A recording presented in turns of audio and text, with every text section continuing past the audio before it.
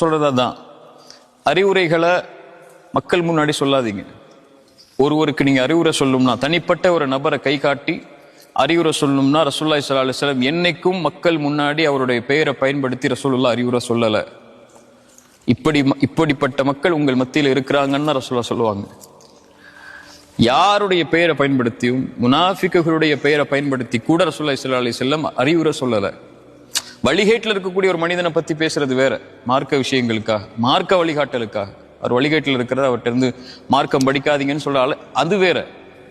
ஆனா தவற சுட்டி காட்டும் போது இந்த மாதிரி இந்த கப்பல் இப்படி செய்யறாங்க, இது மார்க்கத்துக்கு முரணானதுன்னு சொல்றது மார்க்கம் அனுமதிக்காது. மக்கள் மத்தியில பொது தளத்துல அந்த அறிவுரையை அவங்க இடத்துல நீங்க தனிப்பட்ட முறையில தான் சொல்லணும். நான் சொல்லி பார்த்துட்டேன் கேட்கல, அவங்க திமிரா பேசுறாங்கன்னா அது உங்க வேலை இல்லை. அவங்க கேட்கணுங்கிறது அது உங்க கையில இல்லை. அதை நீங்க செஞ்சீங்களா முறையாங்கிறதா உங்களுடைய எண்ணத்திலிருந்து அந்த கேள்வி வந்துச்சுன்னா, ஏன் இப்படி தையூசா இருக்கிறாங்க அவங்க அப்படின்னு கேள்வி வந்துச்சுன்னா, இதை நீங்க செய்யறதுக்கு முயற்சி பண்ணீங்களா? அதை அணுகுனீங்களா? அவரிடத்துல திருத்துறதுக்கு ஒரு வழியை பார்த்தீங்களா? அதை கண்ணியமான முறையில் கையாண்டீங்களா? ஏன் ஃபிரௌனை பார்த்தே அல்லாஹ் அநீதம் செய்யக்கூடிய ஃபிரௌனை பார்த்தே ஃபகூலா லஹு கௌலன் லையினா, மென்மையா பேசுங்கன்னு அல்லாஹ் சொல்றான். ஏன் அவங்க நினைவு பெறுவாங்க, மூசா ஹாரூன் நினைவு பெறுவாங்க, அல்லாஹ்வை வணங்கக்கூடியவங்களா மாறுவாங்க மூசான்னு சொல்றா அல்லாஹ். சரியா? கதாதா சொல்லக்கூடிய வார்த்தையை மறுபடியும் சொல்ற.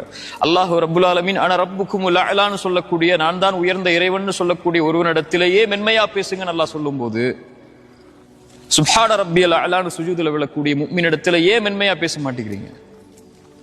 அதான கேள்வி. எங்க அஹ்லாக்கு தான் நம்ம இடத்துல தேவை. முக்கியமா என் தோழர்களா உங்கள்கிட்ட சொல்ற, அஹ்லாக்க கடைபிடிங்க. உலகமே உங்களுக்கு எதிராக இருந்தாலும் நீங்க அஹ்லாக்ல மாறிடக்கூடாது.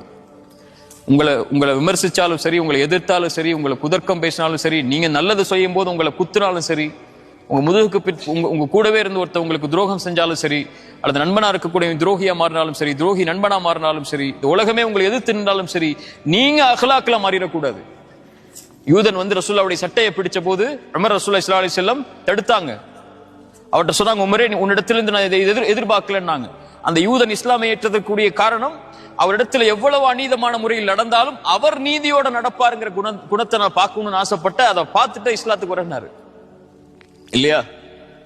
ரசூலுல்லாஹ்வுடைய குணத்தில் அது மிக முக்கியமானது. யார் உங்களிடத்தில் அல்லது நீங்க யார் உங்களுக்கு எதிராக நிற்கும் போதும் அநீதமான முறையிலேயே குணத்துக்கு மாற்றமாவோ இஸ்லாமுடைய முறைக்கு மாற்றமாவோ நடந்தாலும், அது உங்களுடைய மனைவியா இருந்தாலும், உங்க பிள்ளைகளா இருந்தாலும், உங்க எதிரியா இருந்தாலும், உங்க நண்பனா இருந்தாலும், உங்க பெற்றோரா இருந்தாலும், நீங்க எப்படி நடக்கிறீங்கன்னு அல்லாஹ் பார்க்க போறான்.